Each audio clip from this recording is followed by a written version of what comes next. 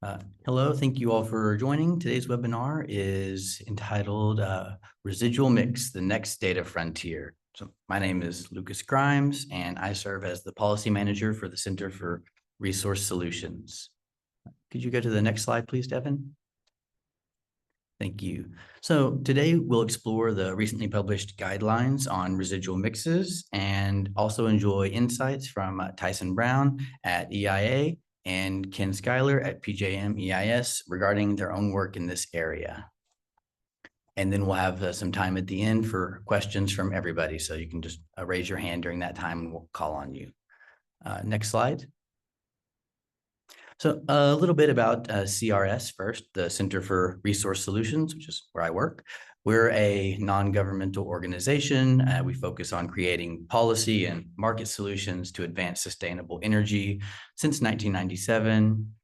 We generally do this through our expert assistance work, through renewable energy and climate policy, under which the Clean Energy Accounting Project is. I'll talk more about that in a moment. We also do this through our Renewable Energy Markets Annual Conference and our Greenie certification, which is a certification program for suppliers and users of renewable energy, carbon offsets, and biomethane in the voluntary market. And now I'll talk a little bit more about the CEAP, how this project got started. Next slide, Devin. So the Clean Energy Accounting Project is a program of the Center for Resource Solutions. It develops standardized, stakeholder-reviewed clean energy and greenhouse gas emissions accounting guidance, focus on addressing outstanding questions in the voluntary and regulatory markets. As companies continue to set goals and communities set goals to advance clean energy, they're often constrained by the lack of information they have around measuring clean energy and greenhouse gas impacts.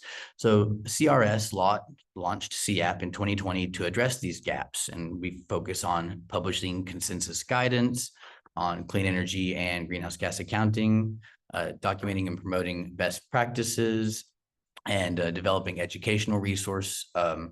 You can see our focus areas here, our regulatory policy, clean energy storage, hourly renewable energy accounting. We do this, these topics are chosen by our advisory committee members. You can see on the right there. Let's go ahead and look at the next slide, please, Devin. So we're thrilled to be sharing this new guidance with you today on how to calculate residual mixes. We've been asked by the CEAP Advisory Committee to define and determine how residual mixes should be calculated across the United States, and we're eager to dive into these questions. Let's go ahead and look at the next slide, Devin. We were really lucky to gather an outstanding working group to guide us through this process. You can see the names of everybody listed here. They're also listed at the end of the guidance. But generally, our working group included experts from tracking systems, data analysts, federal database managers from places like eGrid and the EIA, as well as utility representatives. Next slide. So that brings us to our topic. What are residual mixes? Well, a lack of clarity around residual mix has been plaguing market-based accounting, compliance, and voluntary programs for a long time. Generally, the numbers that are historically used in place of residual mixes are grid averages and static default emissions factors, and these present a problem. These two rates, when they're used in place of residual mixes, they are inaccurate because their use double counts specified purchases. And what our guidance has helped to outline is that there are so many different useful applications of residual mix. This guidance can be applied in Scope 2 conversations, state program design, conversations with regional wholesale market operators and participants, and conversations with tracking systems. You really just can't have accurate market-based, load-based accounting without residual mix. And as we know, load-based and market-based accounting are the foundation of voluntary and compliance green power markets and programs. Residual mix is generally a relatively simple concept and equation. It's really just the generation that is left over. So what LSEs and customers get when they're not buying anything specified, or when you don't have good information about what you're buying. I like to use this kind of metaphor. Think of like a poorly mixed smoothie, right? You know what you're putting into it, but after taking a few sips, it's hard to really know how that mix has changed. So similarly with residual mixes, the concept is relatively simple, but you are faced with these very challenging individual variables and contexts and different constraints that make a residual mix very elusive in practice, and depending on the market data and infrastructure that's available. So the transaction data, for example, the generation that you subtract out is very diverse and decentralized. There's different categories of specified transactions and publicly shared transacted generation.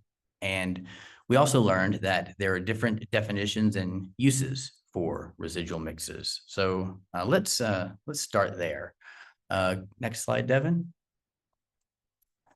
So first off, it's important to note that our guidance primarily addresses annual and regional residual mixes and focuses solely on the United States. Although we're interested in more detailed hourly residual mixes, as well as exploring residual mix calculations in markets outside the US, practicality kind of necessitated that we concentrate our efforts for this project on annual, regional, and US-based mixes. It's also crucial to clarify this guidance does not discuss utility residual mixes or utility-specific default product emissions factors, such as those found in the EEI utility residual mix database. Even though these may sometimes be referred to as residual mixes, those are utility-specific default mixes. So our guidance focuses on a clear distinction between those utility-specific mixes and regional residual mixes. Next slide. So our first task when we started down this on this project was to define regional residual mix by comprehensively examining its different applications and use cases. So we've listed the applications here on the left as these broad categories where residual mix is applied and include consumer market-based scope 2 accounting. Then for reporting by LSEs, we also have two applications. These applications are for GHG reporting to the states at the company level. So those are, for example, like cap and trade programs and clean fuels programs are the instances you'll see those residual mixes should be used. And also they're used in electricity product disclosure. So this is the product level for LSEs. Those residual mixes can be used in power source disclosure about the electricity consumers are receiving. And for each application, we identified use cases. So the use case seen here on the right under each application is a specific situation or a specific number where residual mixes might be employed. So for example, within our first application, within consumers market-based scope 2 accounting, we've identified 3 use cases. That's load not covered by specified purchases. That's the default delivery or SDRE, where the utility specific mix is not available, and null power. So this is where generation attributes are created and sold separately and stripped off from the electricity that underlies it. For state GHG reporting, we've identified 4 use cases. So these are unspecified purchases from within the same market. And by market here, and in this context, we typically are referring to a wholesale market. Also, imported electricity from a different market is another use case for this application. A default emissions rate for electricity where utility-specific mixes are not available. That's the kind of example of the clean fuels or clean transportation programs using that number a lot. And also for null power, which you'll notice comes up again in our last use case, or excuse me, our last application, which is the product level power source and GHG reporting. And here we have some similar application or similar use cases within that application, which are unspecified purchases, unfulfilled LSE load, and null power. So in total, 10 use cases were identified, and we explain each use case and discuss how and why residual mixes might be used for each. And then we examined each use case to determine what is meant to be measured and what generation is intended to be included. In other words, how is the residual mix defined in each scenario? Let's go to the next slide. So in doing this, we discovered two distinct types of residual mix, which we'll call type A and type B. So this is a crucial aspect of our guidance. In the US, residual mix can mean one of two things, and that's a distinction that hadn't been explicitly made before. As a result, different stakeholders have often misunderstood each other, assuming different meanings and performing different calculations for residual mixes. RPS policies, which allocate shared renewables to state-specific customers, those have been one of the strongest drivers of the transition to clean electricity. And the two types of residual mixes that we're going to talk about, they differ based on whether or not it is appropriate to include those state-level shared renewables. So let's focus on type A here. So the first type, the type you're more familiar with, is what tracking systems and LSEs and markets likely mean when they discuss residual mixes. It's only unclaimed and unsold electricity generation attributes over a given period of time, or the generation that remains after all transacted attributes and specified sales have been accounted for. So this is already calculated in certain regions by the all generation tracking systems like those in New England and PJM. The pool of unsold certificates representing the generation that wasn't included in a specified transaction at the end of a trading period. So you can find those type A residual mixes already in areas in the United States where there is all generation tracking. Type B, on the other hand, starts with type A, but add to it the generation used to comply with state renewable portfolio standards and other publicly shared renewables or other publicly shared specified attributes. So this residual mix still excludes voluntary contracted generation or specified sales to individual buyers or groups of buyers to preserve those unique claims. So think about that smoothie again. You're imagining that post-sip residual mix smoothie. Type B is like looking into that smoothie and you're seeing that within that mix, there's attributes in there. There are strawberries, the things that weren't blended, and you can identify those. So assuming you're looking at the state level and assuming that you can properly identify those attributes, it's appropriate to claim those for this type of residual mix. Otherwise, a type A should be used. If you can't see the attributes, if you don't have any insight into what's going on in that mix, that's when you default back to this type A residual mix. And consumers should be able to report publicly shared renewable energy and other specified generation even when they don't have utility-specific information, provided that it's able to be substantiated and verified with energy attribute certificates or RECs. So this is not only fair, but it leads to more informed decision-making. Let's go to slide 11, next slide. Okay, so this table shows how all of this comes together, right? You see the application to the use case, the residual mix type, and the geographic boundary. So it displays which types correspond to which use cases. And you can see that the majority are type A, with type B mainly related to uses as a default emissions factor or where utility-specific information is not available. Here we also show the different geographic recommendations for residual mixes for the different use cases.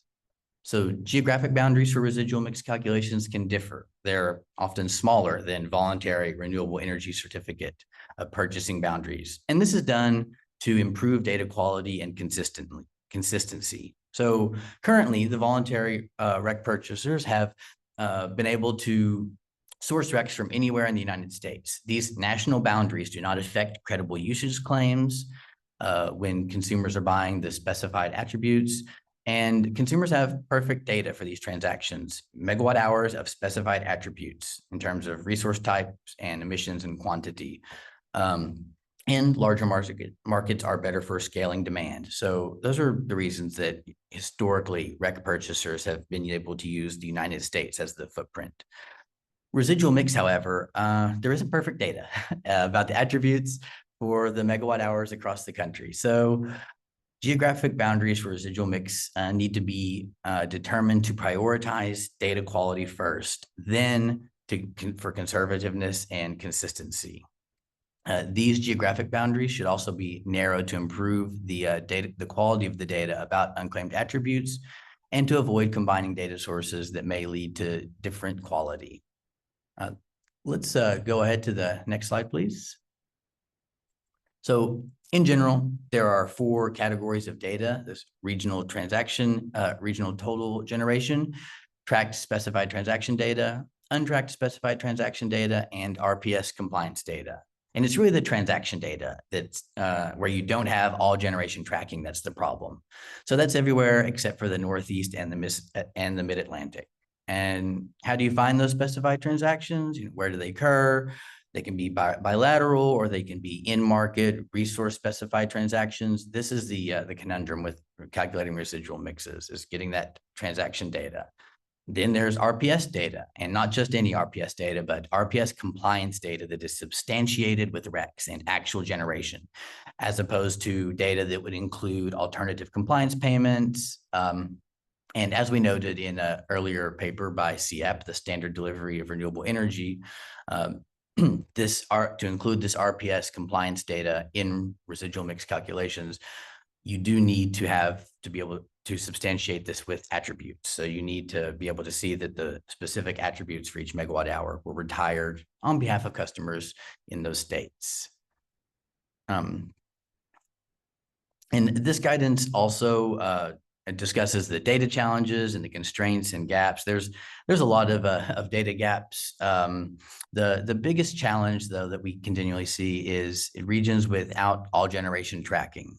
In general, we need better data from states, utilities, ISOs and RTOs and tracking systems. And ultimately, all generation tracking nationwide is going to really help be able to facilitate accurate residual mix calculations. We emphasize the importance of consistent data collection and reporting across all the regions, and how this overall quality of residual mix and how that will affect the quality of residual mix calculations. And the full guidance in the end does include a hierarchy of default data hierarchy, what to do if you're unable to calculate residual mixes in your region due to these data constraints. Let's go to the last slide, Devin. So in general, we think this guidance is going to be really useful. It clarifies the definition of residual mix and provides best practices for which mixes should be used in different applications. It can be used to calculate residual mixes now, and it points a direction toward better, more consistent residual mixes in the future. The guidance emphasizes the importance of all generation tracking, and it demonstrates how residual mixes vary based on use case, location, and data availability, and shows how accurate residual mix calculations empower organizations to make informed decisions and reduce double counting and improve overall data reporting in the clean energy sector. Okay, and next I will pass it off to Tyson Brown for his part of the presentation. Thank you. Thanks so much, Lucas. Yeah, so I'm going to go a bit into some data and some work that we've been doing at the U.S. Energy Information Administration in the emissions space, and sort of orient that, focus it a little bit on how we can use and benefit from some of the guidance in the residual mix calculation, and hopefully give some thoughts on sort of what we're doing next when it comes to our electricity clearance package, which we're beginning to work on now. So go to the next slide, please. I think it's helpful just sort of for grounding. We've talked a lot about residual mix and what's left over. I like to think about the complication with emissions by simplifying it as much as possible to one dimension. So I've given a little bit of background on some work that EIA has done in calculating consumption-based emissions. So think about like what we're dividing by to get to an emissions intensity. And sort of starting with the production-based emissions data, which is something that EIA has been providing for a number of years, focusing on this production-based emissions that are going to tie back to the quantity of fuel that's combusted when electricity is produced. We have long-standing surveys that go out to every electric power plant that's connected to the grid that's greater than 1 megawatt. And we've supplemented that with new data sets as they become available, including our colleagues at the Environmental Protection Agency and the continuous emissions monitoring data sets. But we've produced those sort of national accounts for the emissions intensity of electricity that's produced in the United States for a number of years. We began producing consumption-based emissions recently as well. And I'll talk a little bit about why that was complicated. But we added that to the hourly electric grid monitor. So you can see that down to the hourly level at the balancing authority is the sort of geospatial point. And that was in response to requirements in the Infrastructure Investment and Jobs Act, which was passed a few years ago. Go to the next slide. There are lots of requirements in that bill. And one of the complications with emissions is there's always more flavors and more ways to think about it. So I talked a little bit about the sort of intensity statistics of what you're dividing by to get to a emissions intensity. But there's also several other dimensions to think about when we think about emissions data. So there's the formulation, so average, marginal, or total emissions. There were requirements to calculate a marginal emission. So like what would the next megawatt hour emissions intensity be? How it's measured. So whether using a fuel consumption based, using the sort of effluent stream instrumentation data like what is used in the Environmental Protection Agency, or using a generation derived average to calculate out what the intensity of the megawatt hours that are produced were. There's the supply type, which I'm going to talk a lot about in a second. So that's particularly of note for the residual mix. But then there's also different levels of granularity. So several different types of geospatial granularity. So looking at a balancing authority area, looking at states, looking at load serving entities themselves, or looking down to the individual node in a model that was produced at either a production point or a consumption point in an RTO market, for example. And then there's several types of temporal granularity as well: annual emissions, monthly emissions, hourly, sometimes 5-minute data, perhaps. So this could get very complicated, very quick, and very unwieldy. So again, focusing just on residual mix, that's really about the supply type. So what are the types of attributes that are associated with the transactions that are behind the power that's sort of going into the being used to serve the load. And so we did some research, some cognitive research with load serving entities around how they would be able to provide us information about that supply type in response to this over the last summer, and I'm sort of begun putting together that research into something that's a little bit more operational. Go one slide forward, I can talk a little bit about that, where that stands now. So we did interviews with a number of load serving entities, really testing the effectiveness of a survey that would collect information on these contractual attributes that might have changed hands that would support load serving entity based consumption denominated emissions intensity. This would build on existing surveys that go out to load serving entities that we use to calculate the total demand for electricity on a monthly level that appear in the Electric Power Monthly. And it would also tie back to the facility level production based emissions intensity that have served the backbone of our production based emissions estimates for some time. So basically linking the power plants with the load serving entities through a survey. Lots of complications when we tested some ways of designing a survey around this, really around the types of non-uniform contractual vehicles that are available inside the markets inside the United States for serving load, multiple data sources, lots of ambiguity in the definitions. This was all conducted basically before the guidance for this residual mix came out. I think a lot of that ambiguity can be helped served with sort of leaning into this this type of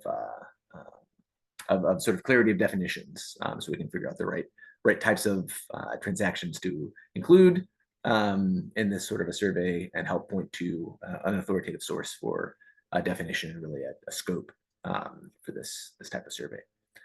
All right, one more really quickly. Just, I always like to think about what could we, creating a survey from EIA takes some time. It has to go through a whole series of listings and public comment and approval by the Office of Management and Budget, and then there's our own IT constraints for how we can collect the data and making sure that we're getting to a sort of a comprehensive understanding of the issue before we go out to actually ask in a mandatory form.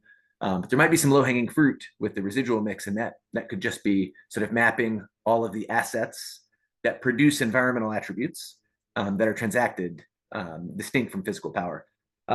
Basically leaning on the existing tracking systems and reporting the assets they have that are inside our production frame. That could create at least a high-level model for removing any environmental attributes that have been transacted separately.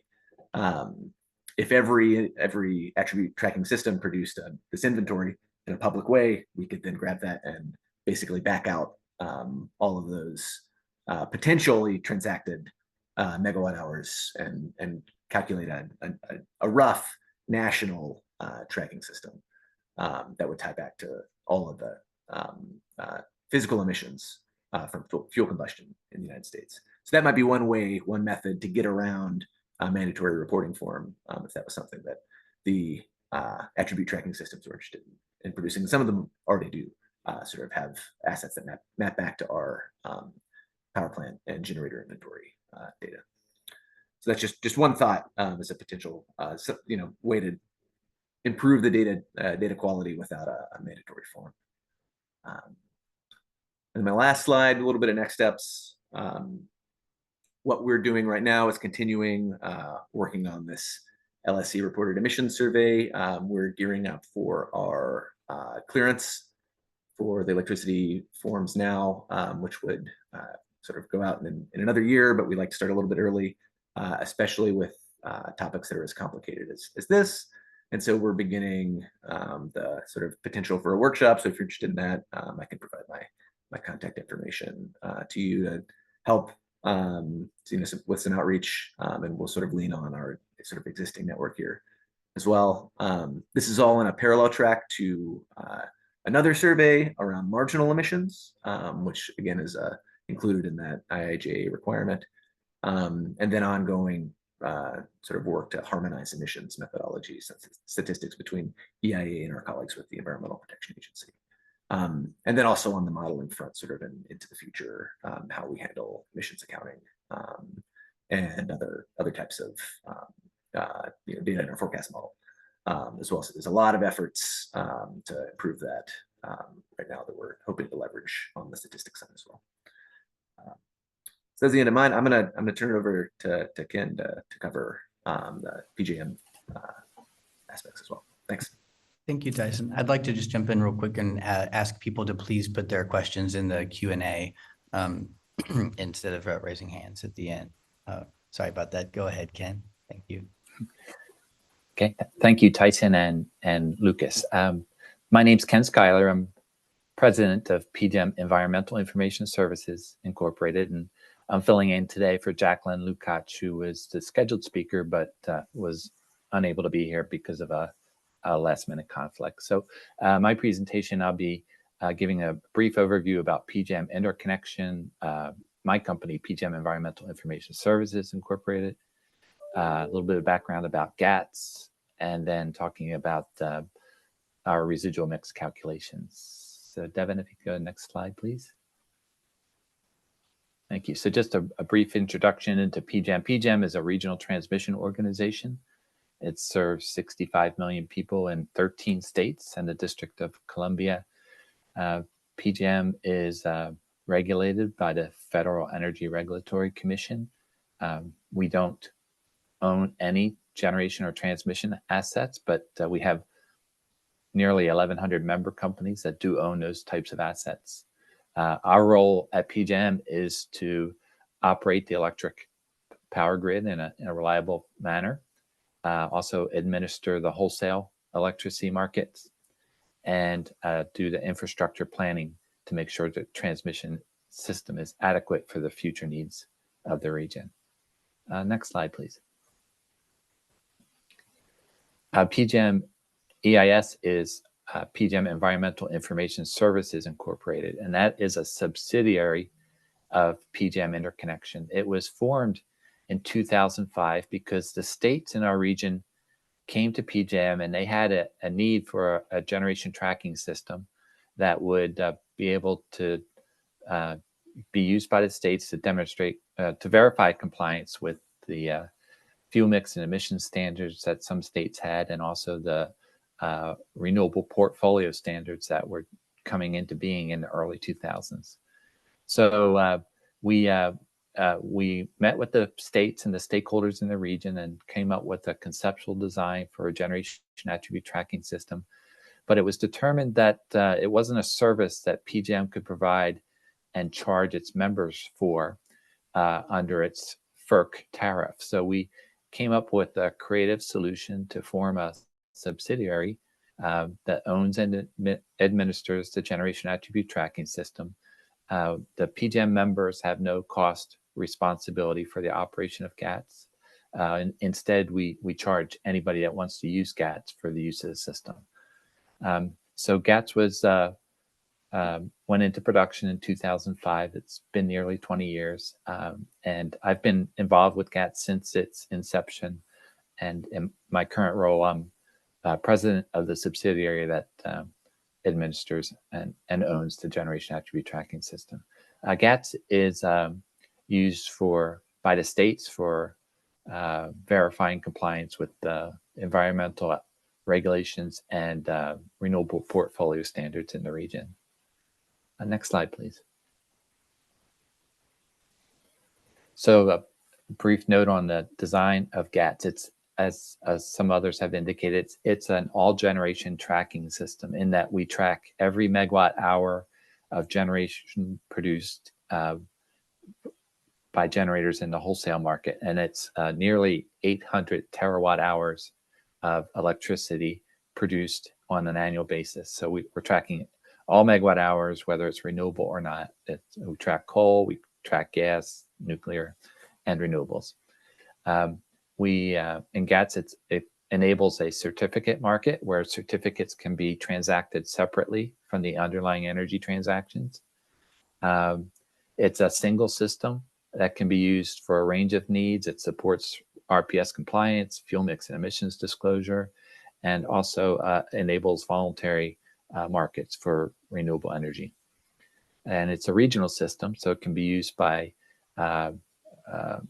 stakeholders in multiple states, and it's flexible and is able to meet the needs of all the different states, and they all have different needs. Next slide, please. Our certificate creation process for PJM generation is a monthly process. We create certificates once each month. We receive data, generation data from the PJM settlement system around the fifth, after the fifth business day of the month. We import that into GATS, allow for account holders to an opportunity to review the data.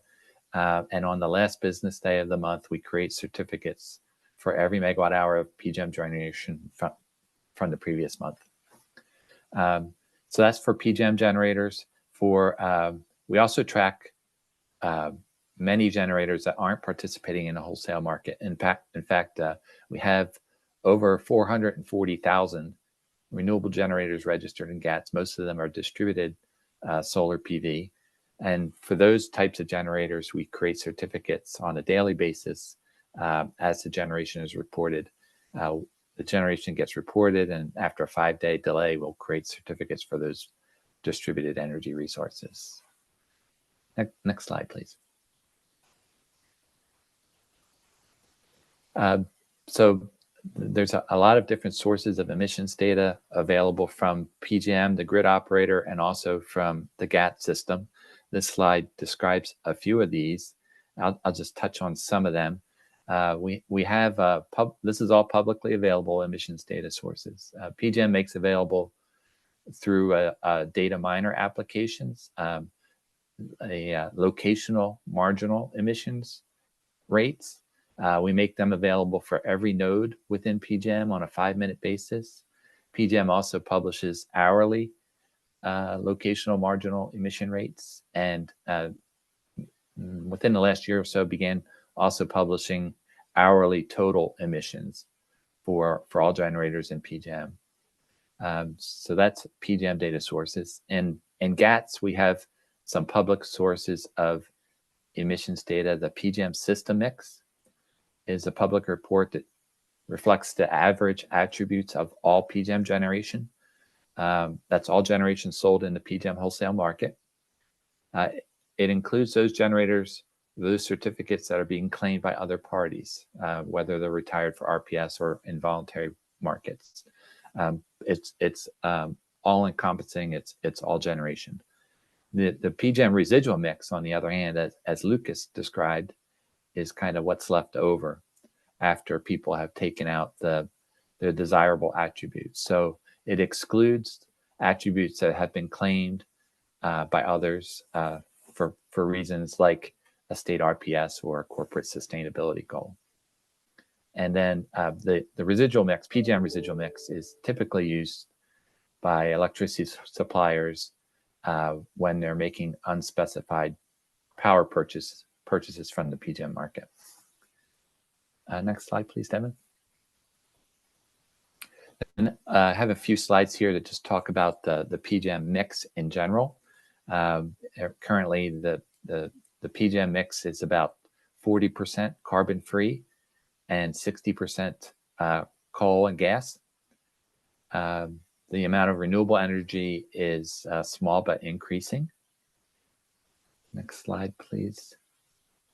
Go through these pretty quickly. This shows the PJM system mix over time. And again, the carbon-free portion has been about 40% of the PJM mix for many years. The fossil fuels, coal and gas have made up about 60% of the PJM mix, but the percentage of electricity sourced from coal has been declining from about 55% of the total in 2005 down to about 15% of the total in 2023. Next slide, please. And so this is probably what's important for this group is the emission rates associated with the PJM generation has been declined. The emission rates are declining. Since 2005, the carbon emissions have declined by over 40%. And interesting, if you look just at the difference in the last year, the emission rate for CO2 in 2023 was about 10% lower than the previous year. So this points out the importance of using data from the most recently available data possible, because when you have an energy transmission with the emission rates declining rapidly, it's important to use the most recent data available. Next slide, please.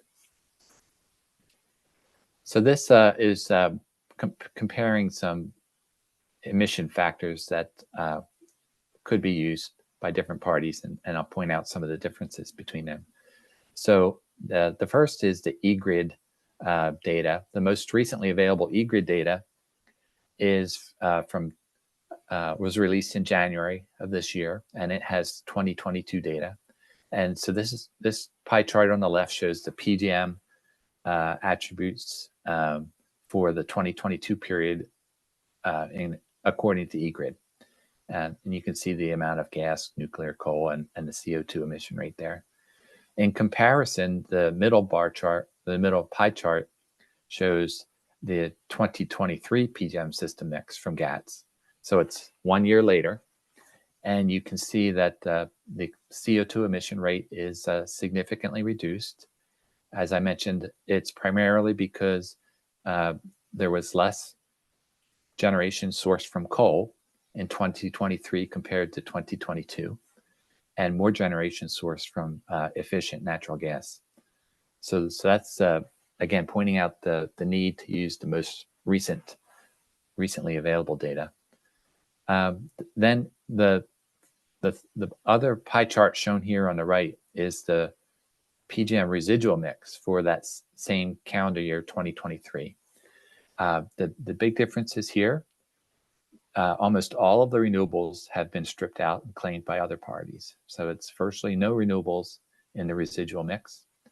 And the amount of nuclear generation in the residual mix is also greatly reduced by about 100,000 terawatt hours, because the nuclear resource is carbon free and it's being claimed by different states.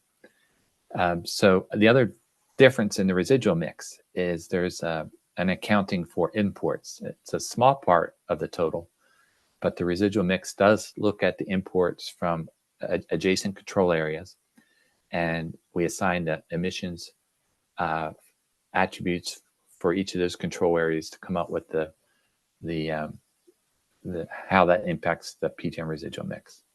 And so you can see that in summary, the PJM residual mix has a much higher carbon emission rate, as you might expect. It's 866 pounds of CO2 per megawatt hour compared to the PJM system mix, which was 733.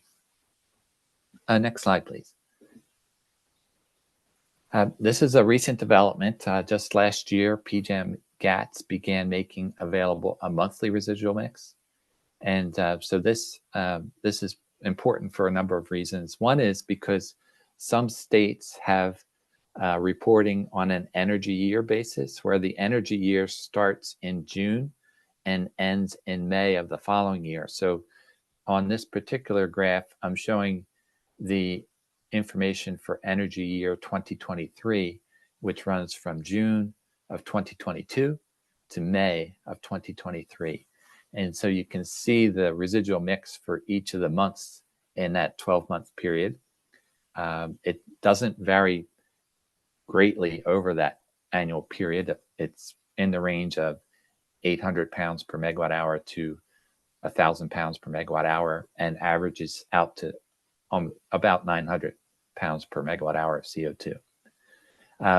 So you can see the monthly data there, but it was important that we made monthly data available because some states do reporting on this energy year basis. So now our users are able to use a residual mix that aligns with the state mandates to report for a given time period.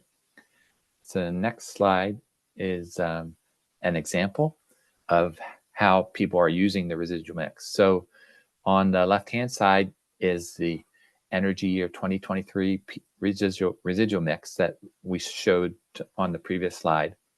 That's what the guidance document refers to as a type A residual mix. It's what is used if you're making unspecified system purchases from the PJM grid.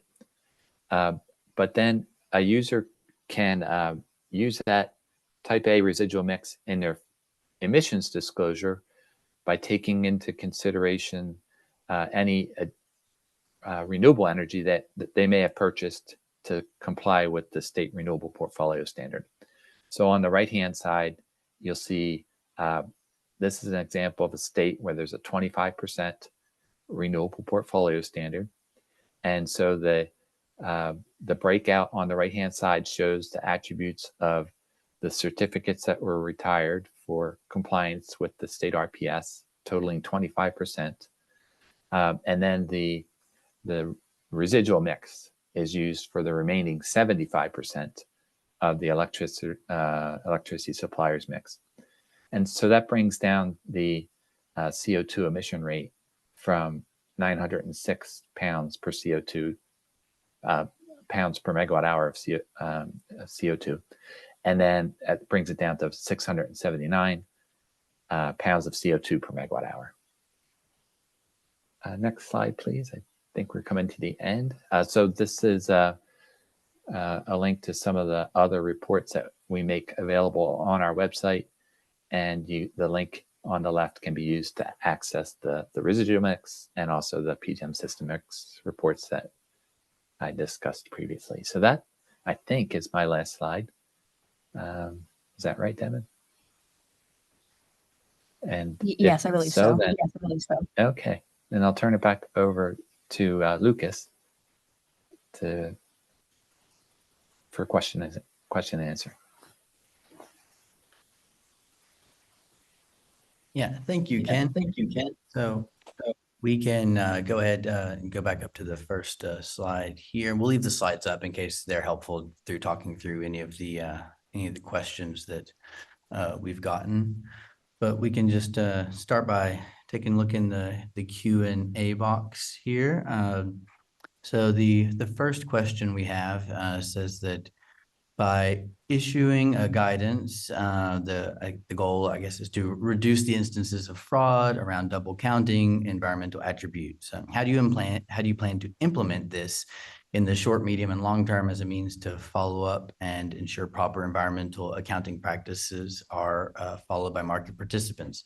Well, from CRS's perspective, the way I think about this guidance being used, one option would be for people to, create their own residual mixes and to have us verify that they're using the methodology right. That we could do a type of verification service on that, but that's not really how I imagine that the guidance being used immediately. What I'm thinking and hoping for this guidance is that organizations who are already publishing residual mixes that are widely used and who are looking into calculating those and providing more of that data, such as all generation tracking systems and government organizations like EIA and EPA, that they'll use the principles in this guidance to help develop their new residual mixes, that those methodologies and principles that we've outlined will guide those new resources.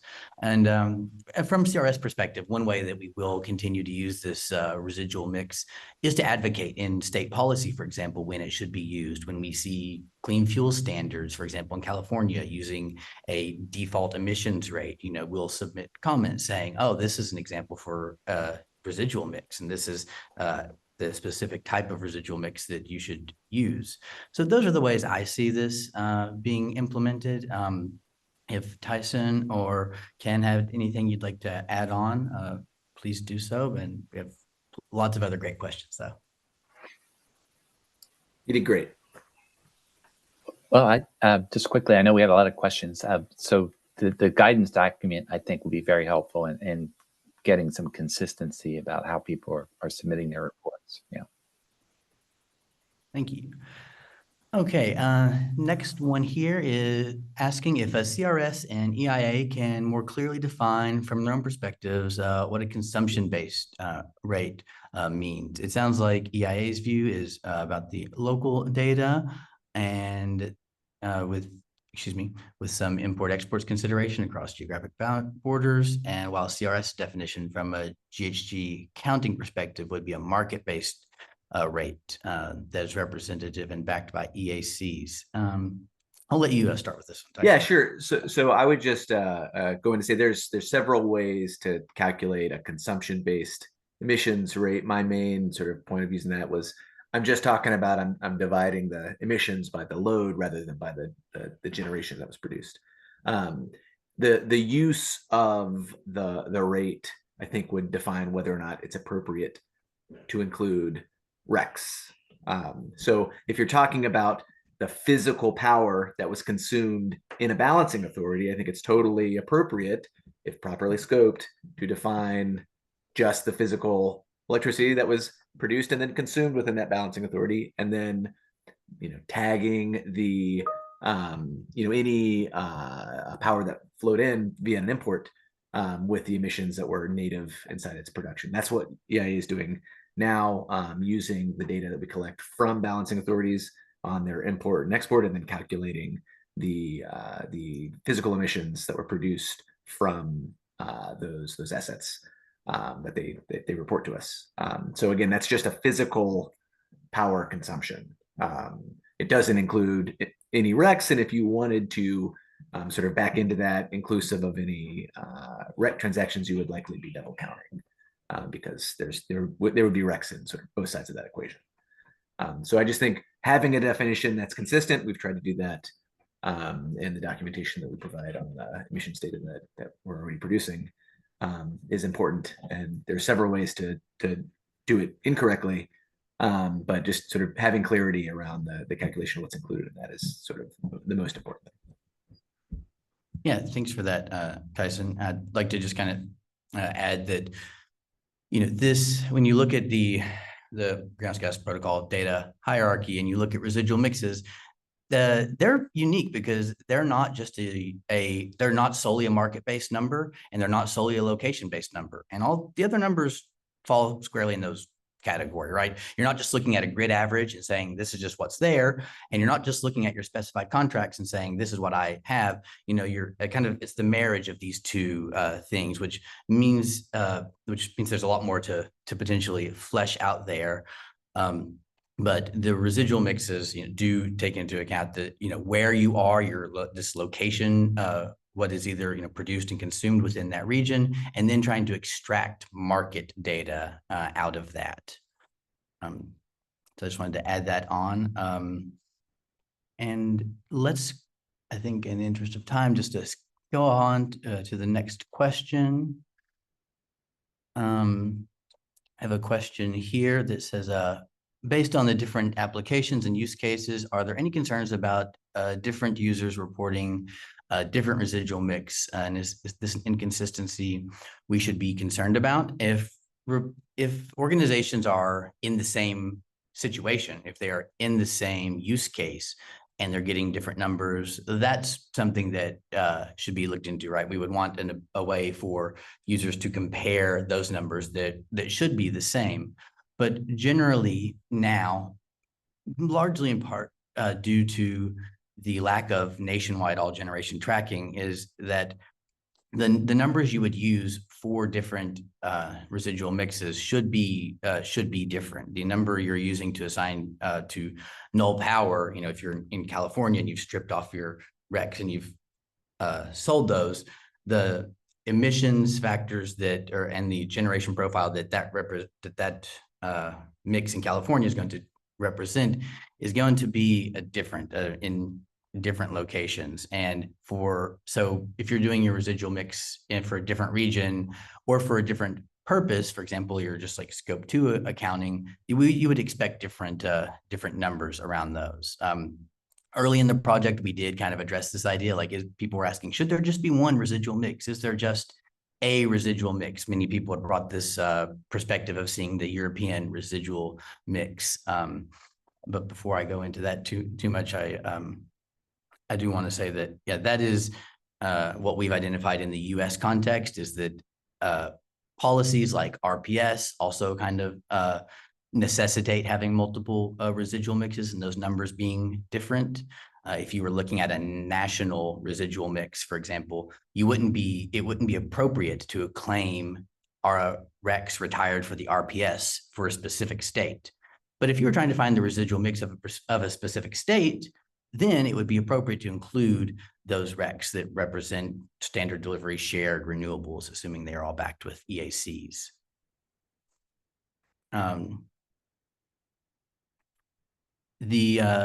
Let's go on to the next question now. The Council of Environmental Quality, or CEQ, released a clarifying memo on how grid-supplied CFE mix should be calculated. And this says, are you also planning workshops with CEQ? And 2, how would this guidance on residual mix affect the present clarifying memo for CEQ or those released in the future? So this does address that in so much as standard delivery of renewable or clean energy is part of the residual mix. And what our guidance does is I think importantly for that and for CEQ, is it sets a precedent for when those renewables can be claimed, depending on your region and the level you're making that claim at. So it identifies that you do need to have, again, those EACs to be able to substantiate standard delivery of renewable energy. And it does show that including that standard delivery renewable or clean energy is only appropriate in certain contexts. Those are immediately my biggest kind of implications I see for the CEQ guidance. Does Tyson or Ken, do you have anything to add on that? Or we got a few more questions coming up that'll be a little more geared towards you. Okay, here's one for you, Ken. At PJM, what is not tracked in GATS that might impact the residual mix? Yeah, good question. So yeah, the residual mix, it's it's probably not perfect. There's probably things that could be improved.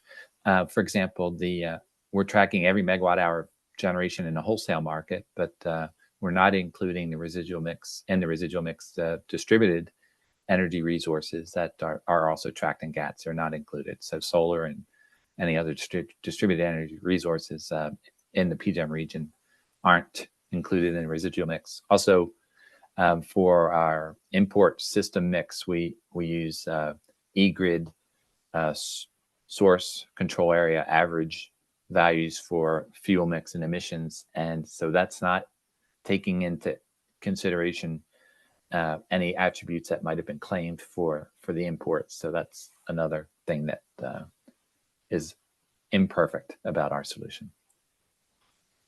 Thank you for that, Ken. And I think that works well with our guidance. We did note, in the United States, distributed generation is something that affects residual mixes that we don't have perfect data on. So that's another opportunity for a type of generation to develop more, to make more publicly available data about that will help improve residual mix calculations. I'm going to go on to the next question here. Says the lack of understanding of null power and residual mix by some REC generators and sellers seems to have led to double counting of claims. So utility scope 2 claim would be reduced by purchasing wind energy, but the wind RECs have been sold to the unbundled market. So how do you advise a corporate voluntary ESG REC buyer protect against this sort of double counting? That's an easy one. Buy Green E is my recommendation. The Green E certification program does that, and it's the certification that prevents double counting. So that's the easiest solution.